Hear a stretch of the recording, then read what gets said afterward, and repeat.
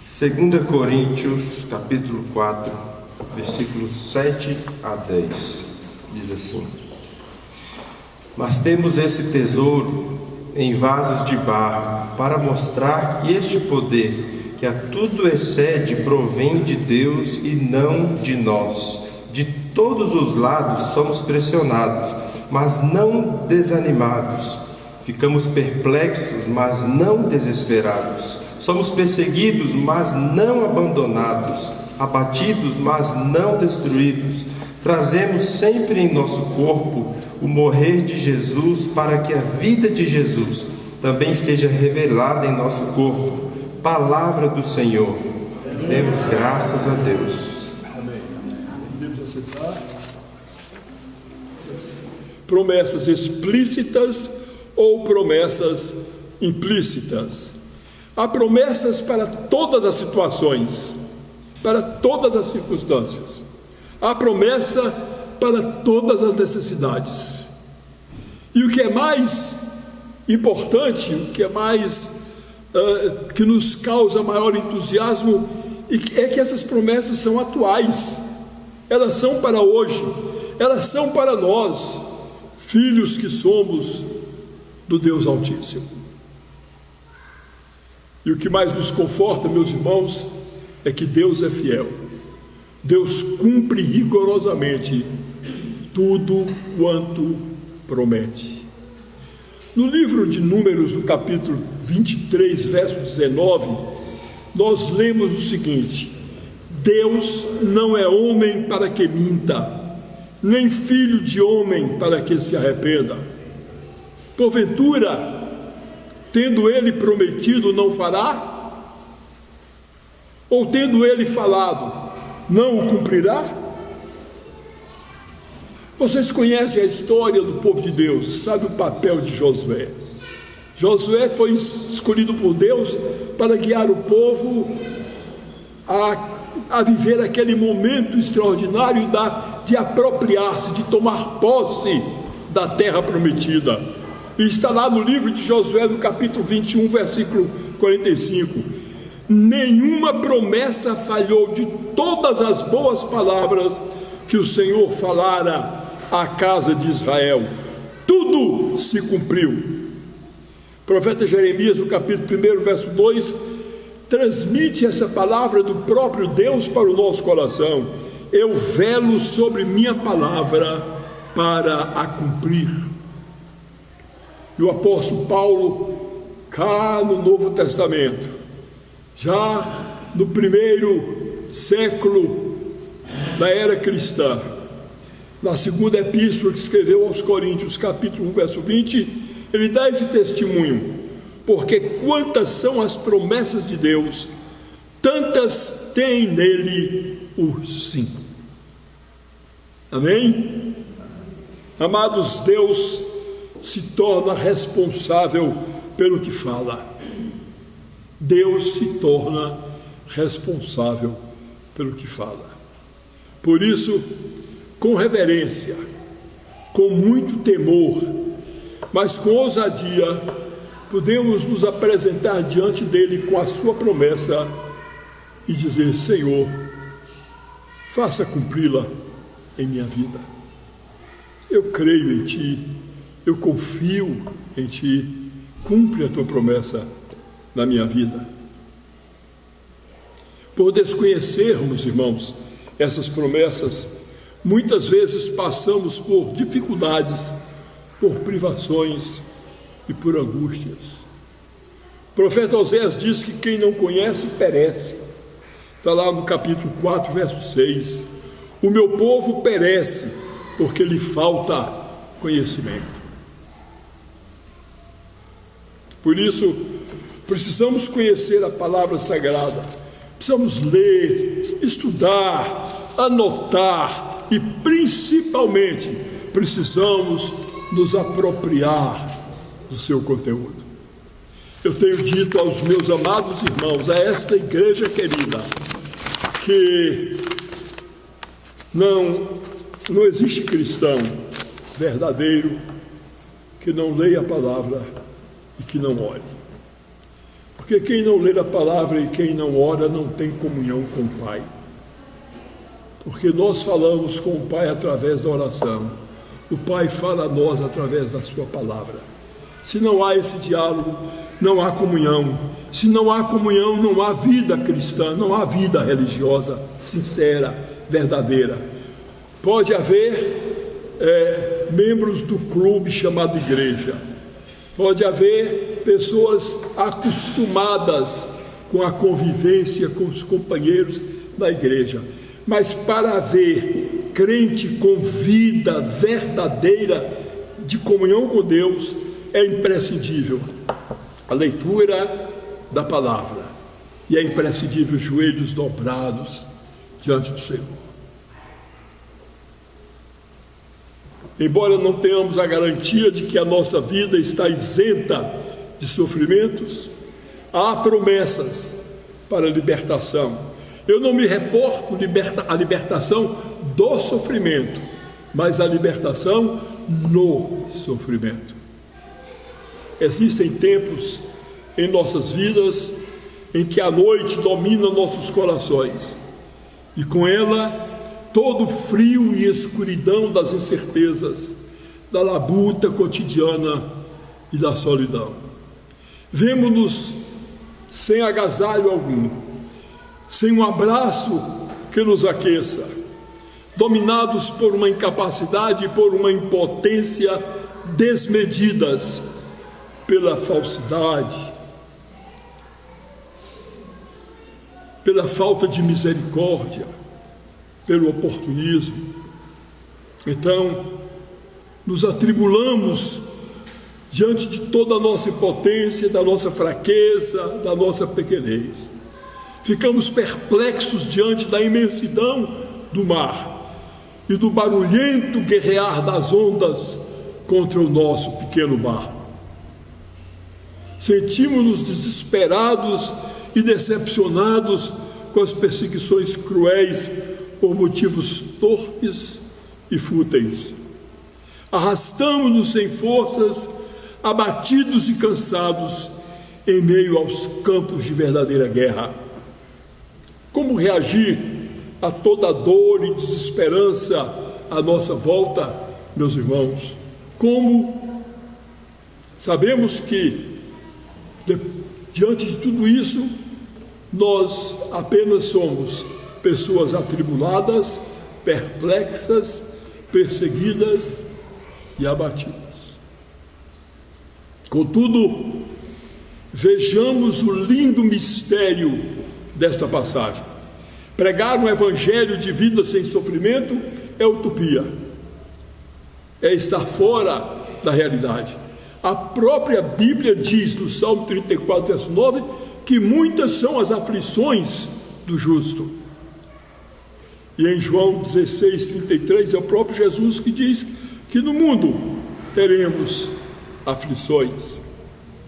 Em 2 Coríntios 4, versos 8 e 9, parte do texto cuja leitura vocês já ouviram, nós lemos que de todos os lados somos pressionados, mas não desanimados.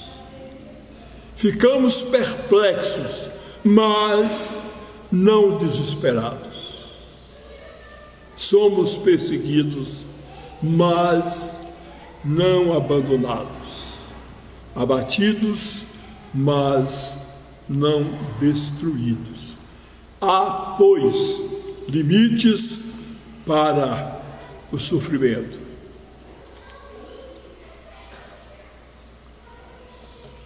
Atribulados, porém não angustiados.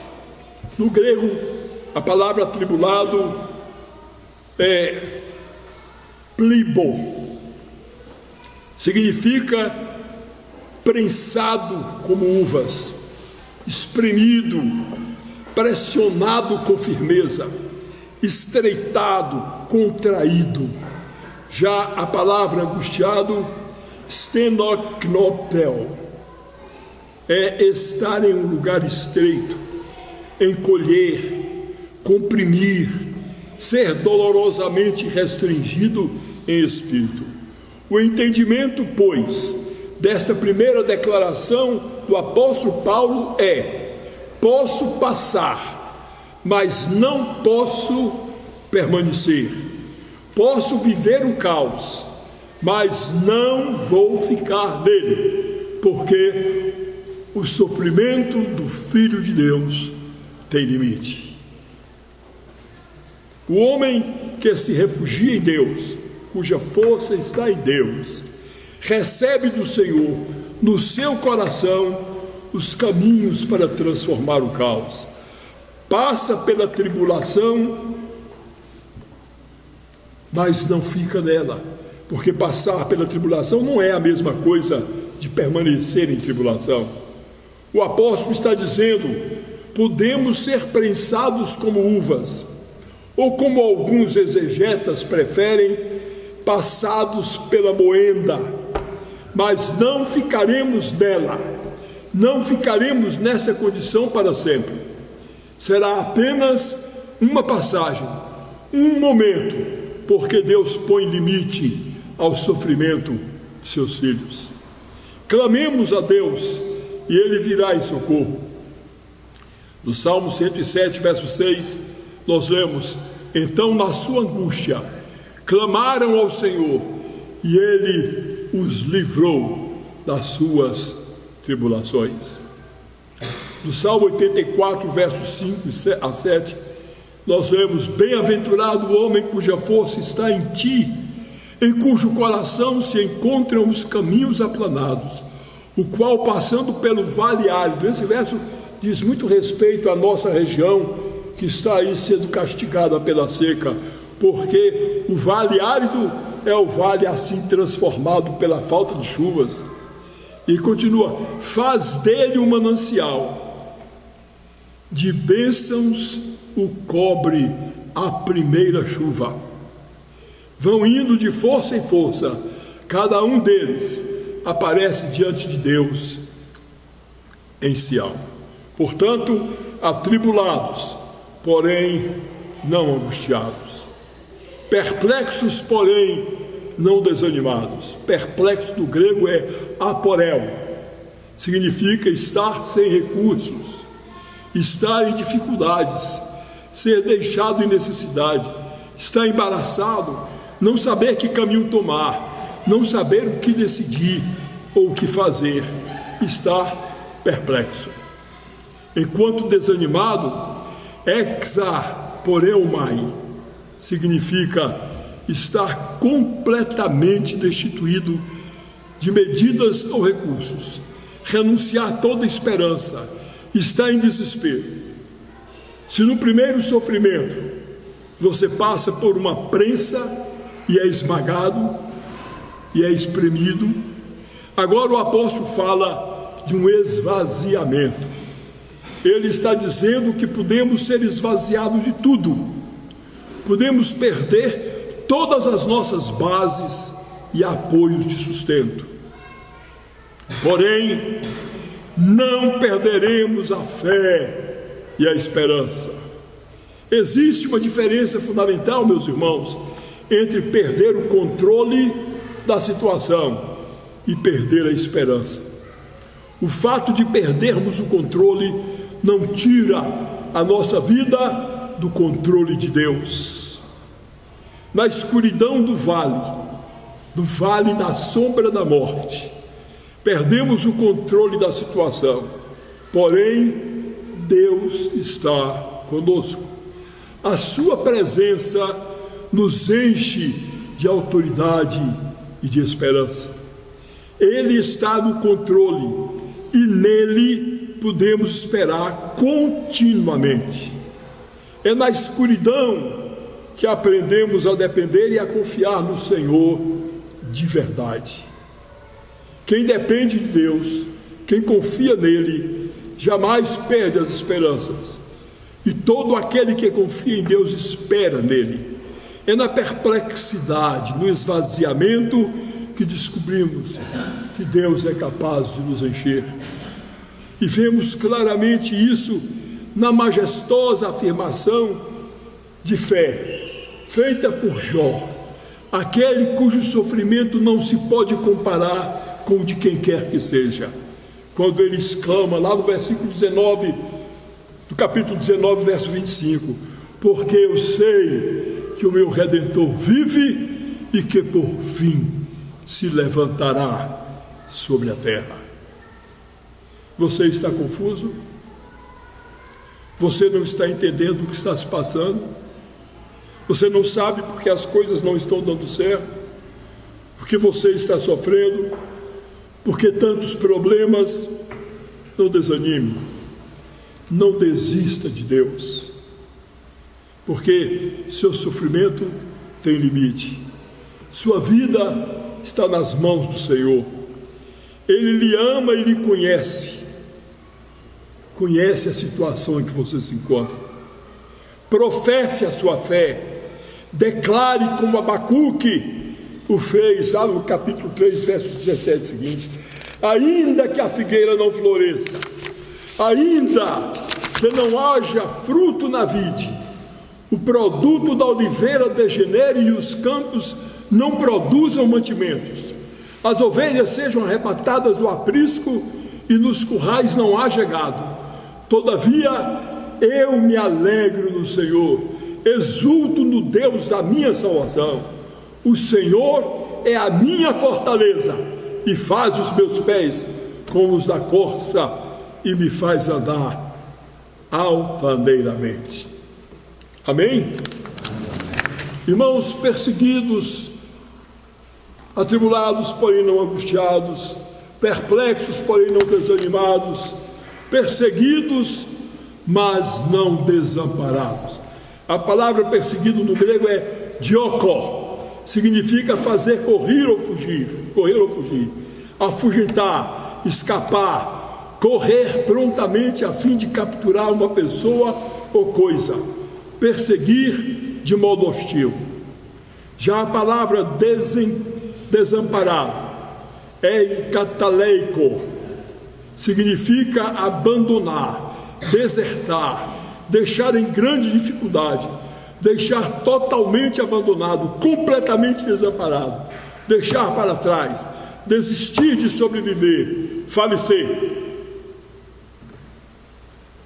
Perseguido é, pois, ser tratado cruelmente e injustamente, de forma obstinada. Mas apesar de ser tão doloroso, o apóstolo garante que o perseguido não fica sem sustento, não fica abandonado, não fica desamparado. O profeta Isaías, no capítulo 43, verso 2, afirma: quando passares pelas águas, eu serei contigo. Quando pelos rios, eles não te submergirão. Quando passares pelo fogo, não te queimarás, nem chama arderá em ti. O evangelista Mateus, no capítulo 28, verso 20, registra palavras do próprio Cristo, que veio dar positividade a essa promessa, a esta profecia, quando ele diz: e eis que estou convosco todos os dias até a consumação dos séculos. O escritor aos Hebreus, no capítulo 13, versos 5 e 6, diz: porque Deus mesmo disse: de maneira alguma te deixarei, nunca jamais te abandonarei. Assim, afirmemos confiantemente: o Senhor é meu auxílio, não temerei, não temerei. O que me podem fazer os homens? Exemplo dessa verdade se estampa quando da saída do povo hebreu do Egito. Mais de 2 milhões de pessoas, entre homens, mulheres, crianças e velhos, além de bois, ovelhas e carneiros. À frente, o Mar Vermelho, dos lados, montanhas intransponíveis, atrás, o poderoso exército egípcio, com milhares de soldados bem treinados, carros e cavaleiros. O que fez Deus em favor do seu povo? Não só abriu o mar, um dos maiores milagres registrados na Bíblia, como a nuvem que representava a presença de Deus e que ia sempre à frente do povo, agora passara para trás, de sorte que à frente era dia para o povo de Deus e na sua retaguarda era noite para o exército. E houve então o livramento. Perseguidos sim, desamparados não. A perseguição pode vir do reino das trevas, de Satanás e seus demônios, e nós ficamos tão preocupados com os inimigos que não enxergamos aquele que é o nosso defensor, o nosso Deus Todo-Poderoso. Em João 4,4 está escrito: porque maior é aquele que está em nós do que aquele que está no mundo. Vamos repetir isso? Porque maior é aquele que está em nós do que aquele que está no mundo. Amém? Amém. Perseguidos sim, desamparados não. Abatidos, porém não destruídos. A palavra abatido no grego é katabalho, significa lançar para baixo, lançar em terra, prostrar, colocar em um lugar inferior, assentar um fundamento. Já a palavra destruído, apolume, significa destruir, sair inteiramente do caminho, declarar que alguém deve ser entregue à morte, condenar ou entregar à miséria eterna no inferno, perecer, estar perdido, arruinado, destruído. Essa declaração do apóstolo é tremenda e verdadeira. Paulo está dizendo que você pode ser humilhado, jogado ao chão, abatido como um avião que cai, porém não será destruído.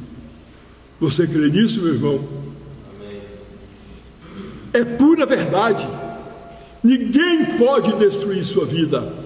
Essa frase pode parecer estranha, mas é totalmente verdadeira se você está em Cristo Jesus. Se você está abatido espiritualmente, eu tenho uma boa notícia para você. Você não está destruído, apenas abatido. Mantenha-se aberto para Deus e Ele vai levantar. O Espírito Santo se encarregará de fazê-lo. O outro sentido da palavra abatido é aplicado à pessoa que errou, que caiu, que pecou. Mas não importa o tipo de pecado, não importa o que você fez, porque segundo lemos na Epístola aos Romanos, porque onde abundou o pecado, superabundou a graça misericordiosa de nosso Deus. Ele se importa com você. Você não está destruído, mesmo que seja reincidente em seus pecados. Em Provérbios 24:16 diz: 7 vezes cairá o justo e se levantará. Amém? Não ficará prostrado, o Senhor o levantará. Se você está abatido, caído, pecou, errou, o Senhor quer lhe restaurar. Ele quer tomá-lo pela mão e lhe levantar. Você não está morto, apenas abatido. Por isso, não se dê por vencido, por derrotado, mas diga como um autêntico filho de Deus: posso todas as coisas naquele que me fortalece. O sofrimento é universal, todos estamos sujeitos a ele. Não há como esconder o sofrimento. E não há como escolher entre viver com sofrimento ou sem sofrimento. Mas além do sofrimento do cristão ter limite, temos ainda a oportunidade de escolher que atitude tomar diante do sofrimento. Eu não posso escolher sofrer ou não, mas posso escolher encarar e enfrentar o sofrimento com dignidade cristã.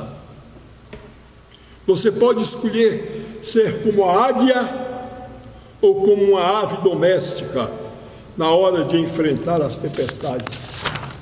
Sempre que a águia pressente a chegada de uma tempestade, sempre que vê as nuvens escuras carregadas, ventos fortes, relâmpagos e trovões, ela se agiganta e, reunindo todas as suas forças, voa com intrepidez, quase verticalmente, atravessando as nuvens e a turbulência dos ventos. Voa com determinação para as grandes alturas, para sobrepujar a tempestade, para a claridade do sol, planando suas asas na brisa amena e em perfeita bonança. As aves domésticas não. Das tempestades, elas tentam fugir, não conseguem, escondem-se e não podendo se livrar dela, encolhem-se e se expõem ao impacto da procela. Em nosso caminhar pela vida, ao enfrentarmos os ventos das dificuldades em qualquer área, os sofrimentos, problemas difíceis, situações ameaçadoras e perigosas, ou perecemos no meio do vendaval, ou os sobrepujamos, ficando acima deles, descansando na providência de Deus. Amados, não vamos desperdiçar nosso sofrimento, vamos aproveitá-lo para crescer em Deus, para aperfeiçoar nosso caráter, para enriquecer a nossa vida. Assim, Ele nos levará para perto de Deus. No Salmo 119, 71, vemos o testemunho de Davi dizendo: foi-me bom ter eu passado pela aflição, para que aprendesse os teus decretos. O maior projeto de Deus para nós é que sejamos iguais a Jesus Cristo, seu Filho.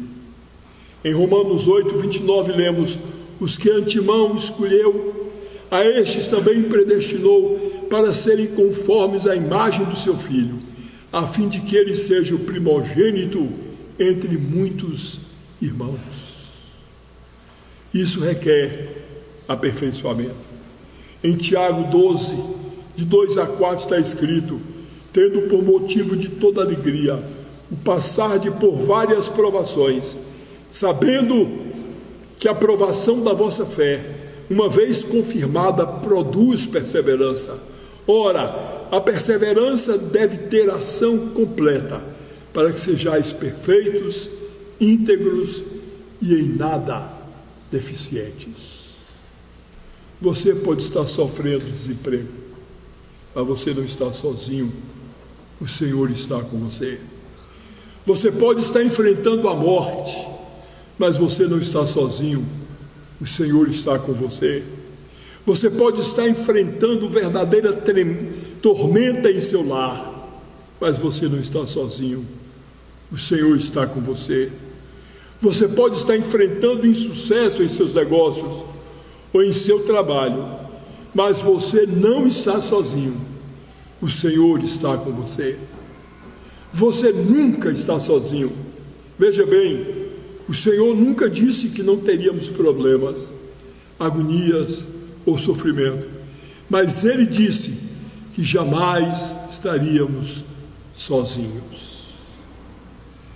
E desde que o Senhor está perto, tudo, absolutamente tudo, se torna diferente. O profeta Malaquias, no capítulo 4, verso 2, diz: mas para vós que temeis o meu nome, nascerá o sol da justiça, trazendo salvação nas suas asas. Saireis e saltareis como bezerros soltos na estrebaria. Portanto, o segredo, na hora da crise, é voar alto, é voar bem alto, na direção do sol da justiça, onde sopra o vento suave do Espírito Santo de Deus. Ele é a nossa torre de libertação, é o nosso alto refúgio, é o nosso esconderijo, é o nosso abrigo do temporal. É Ele quem cuida de mim e de você. Tudo Ele vê, tudo provê. É Deus quem cuida de nós. Que assim seja. Amém. Vamos ficar de pé, vamos cantar o hino número 217. Aflito e triste